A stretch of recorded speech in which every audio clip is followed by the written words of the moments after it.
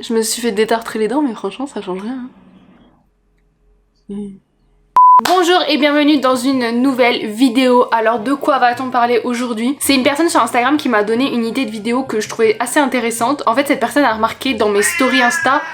Oui, cette personne a remarqué dans mes stories Insta que j'avais un autocuiseur coréen. Elle m'a dit ce serait intéressant de faire une vidéo où tu expliques en fait qu'est-ce que ça fait dans le quotidien de vivre avec une personne d'une différente culture de la tienne en fait. Qu'est-ce que ça a changé, quelles sont les habitudes que j'ai prises, etc.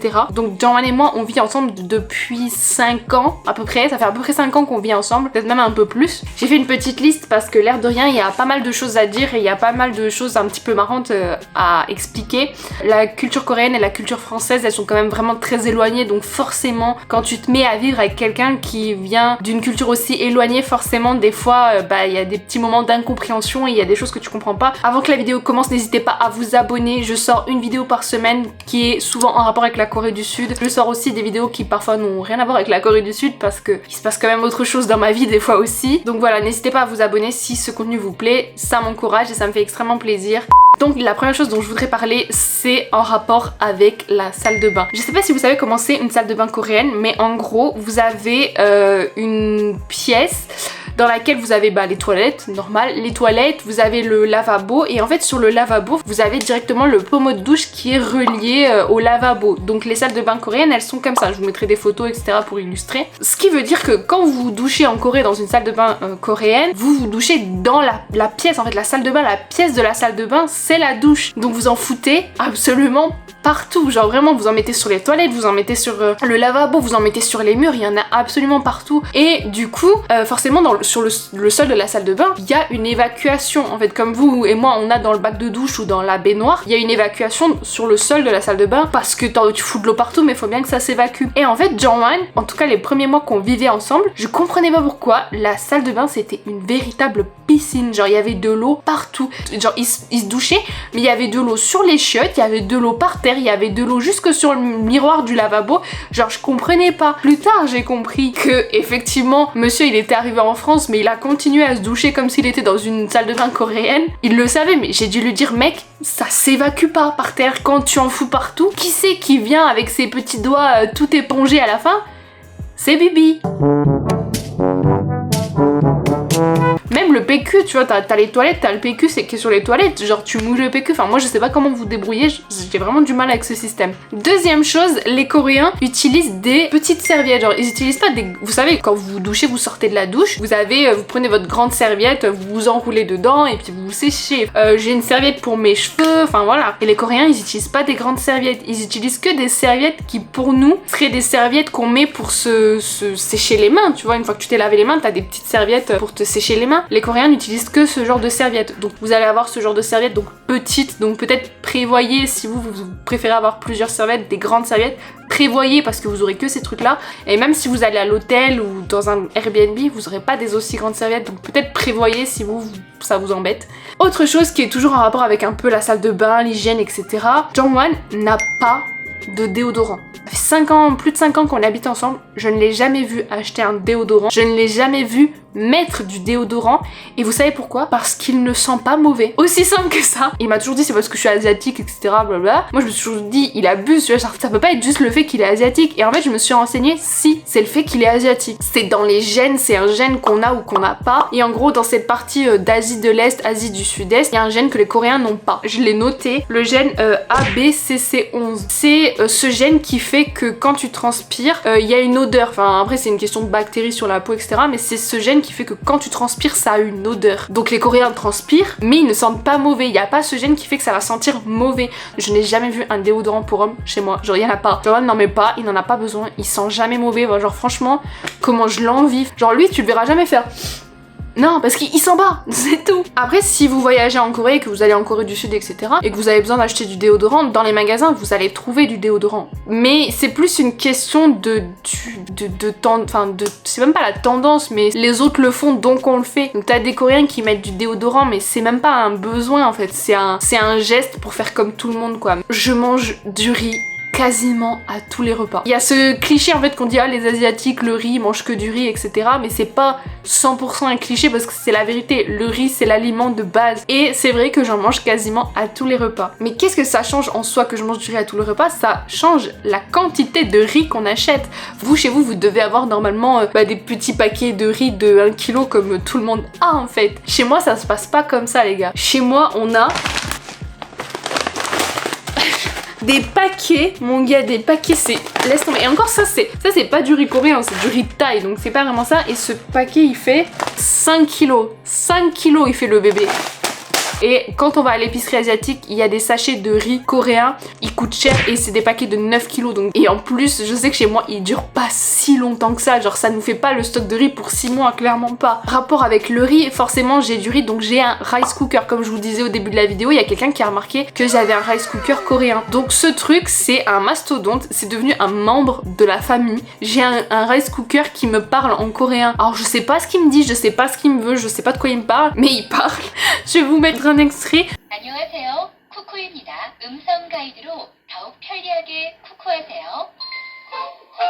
Je ne sais pas ce que ça dit, genre vraiment je pourrais pas vous donner la référence parce qu'il vient directement de Corée du Sud, c'est ma belle famille qui nous l'a envoyé par la poste. Il y a forcément d'autres aliments qui se sont ajoutés à mon alimentation que je mange quasiment tous les jours et qui sont inexistants dans l'alimentation d'un Français en général. Ça va être le kimchi, bon, bah la base du kim. Donc le kim c'est les algues. Qu'est-ce qu'il y a d'autre? De l'huile de sésame. Je mange dans mes plats, il y a beaucoup de pâtes de piment, donc le gochujang. Il y a beaucoup de sauce soja, il y a beaucoup de choses. Maintenant j'ai du mal à cuisiner sans et franchement c'est trop bon. Enfin tout ça c'est trop bon quoi. Une autre chose qui a changé, donc un autre aliment qui est vraiment très présent maintenant dans mon alimentation et qui a une place essentielle dans ma cuisine. Si vous me suivez sur Instagram, vous devez l'avoir vu parce que je vous montre souvent ce tiroir chez moi. C'est le tiroir à ramyeon. Yes! Ce tiroir, c'est vraiment le tiroir de la flemme. Dès qu'on a la flemme de cuisiner ou qu'on a faim, etc., on prend un sachet de ramyeon. On a toujours au moins 2 ou 3 sortes de ramyeon qui traînent dans la maison, des classiques, etc. En plus de ça, je mange désormais quasiment tous mes repas avec des baguettes. Quand j'ai commencé à sortir avec Jongwon, je lui ai demandé, c'est même pas que je lui ai demandé, c'est qu'il a été obligé de m'apprendre à manger avec des baguettes parce que, en Corée du Sud, il n'y a pas fourchette couteau, évidemment, ça vous devez le savoir.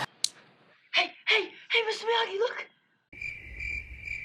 On a plein de baguettes en fait dans le tiroir à couvert, c'est que des baguettes en inox en fait, on mange pas avec des baguettes en bois. Les baguettes en bois ça c'est joli mais ça s'abîme etc. Et puis surtout les baguettes en inox elles vont lave-vaisselle etc. Bon j'ai pas de lave-vaisselle mais en gros vous comprenez l'idée. Franchement au début qu'on sortait ensemble, bah je mettais à peu près 2 heures pour finir mon plat parce que j'avais tellement de mal avec les baguettes et en plus enfin j'avais la dalle quoi.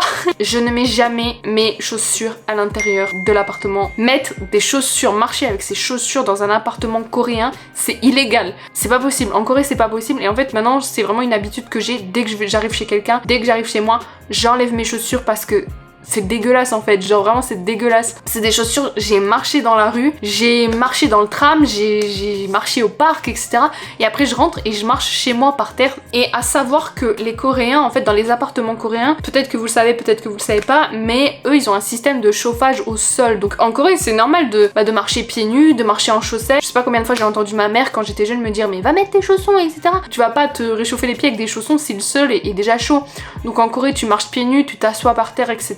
C'est pas possible de rentrer avec tes chaussures dégueulasses, de marcher partout et ensuite de t'allonger par terre, enfin c'est pas possible quoi. Et de toute façon dans les appartements vous voyez très bien à l'entrée il y a ce petit espace là où on enlève ses chaussures. C'est pas négociable, c'est pas genre tu sors de l'appartement, tu te rends compte que t'as oublié ton portefeuille à l'intérieur, tu rentres, tu fais 2-3 pas, tu chopes le portefeuille, tu pars. Non, même si tu rentres juste pour attraper un petit truc que t'as oublié, tu enlèves tes chaussures dans l'entrée, tu vas chercher ton truc qui est à 2 mètres, tu ressors, tu vas dans ce petit espace, tu remets tes chaussures et là tu peux te casser. Mais chez moi c'est normal quoi. Un dernier point qui est même pas un point, enfin en tout cas c'est moi quelque chose qui me titille comme je vis avec Jongwon, comme je suis avec Jongwon, je suis obligée régulièrement de lui rappeler son âge. Je pense que vous le savez déjà mais j'explique rapidement, après je vais très fort simplifier cette explication parce que ça m'embrouille aussi un petit peu parfois.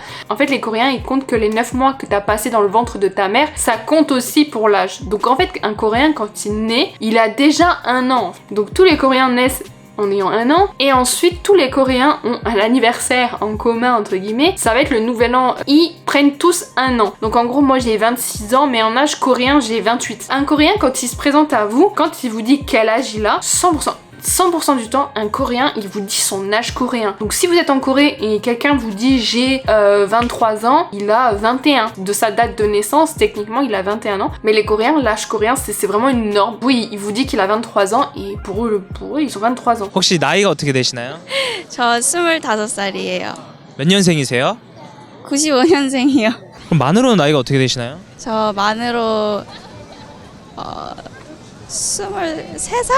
저 혹시 실례지만 나이가 어떻게 되세요? 저 23살이요. 몇 년생이시죠 그러면? 96년생이에요.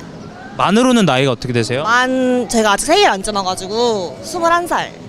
Et c'est vrai que Jongwan, du coup, lui, son âge coréen, son vrai âge, etc. Vu que ici, en France, tu peux pas donner ton âge coréen. Tu peux pas dire, bah j'ai 32 ans. Non, t'as 30 ans. Et c'est vrai que Jongwan, des fois, il me regarde, il me dit, j'ai quel âge moi déjà Je dis, bah t'as 30 ans. Il me dit, mais 30 ans. 30 ans, c'est mon âge international, c'est pas mon âge coréen. Je suis obligée de lui expliquer, je suis obligée de régulièrement lui redire, non, t'as 30 ans en âge international, t'as 32 ans en Corée. Et régulièrement, je suis obligée de lui redire parce qu'il a vraiment du mal avec le concept en fait. Donc voilà, tout ça c'est des petites choses qui ont changé dans ma vie, des petites habitudes que j'ai prises, alors que ce soit des habitudes alimentaires, que ce soit des habitudes dans ma façon de vivre. Il y a sûrement beaucoup de choses que j'ai oubliées parce que, comme je vous ai dit, Jongwan et moi, ça va faire pratiquement 6 ans qu'on est ensemble, ça fait 5 ans et demi au moins qu'on vit ensemble. Et il y a des choses, c'est devenu tellement normal pour moi que j'ai sûrement oublié de les mettre sur la liste parce que j'ai même oublié que c'était pas comme ça dans tous les foyers en France. Donc pour moi, c'est tellement normal. S'il y a des choses auxquelles vous pensez, s'il y a des choses que vous avez entendues sur internet, que vous avez vues dans des dramas, que vous n'êtes pas sûr, que vous voulez me poser la question, est-ce que c'est comme ça que ça se passe, n'hésitez pas à le faire en commentaire si vous avez des questions, j'essaierai d'y répondre. Si cette vidéo vous a plu, n'hésitez pas, comme d'habitude, à la liker, à commenter et à vous abonner. Comme je vous ai dit, je publie une fois par semaine. Et sur ce, je vous dis à la prochaine pour une autre vidéo.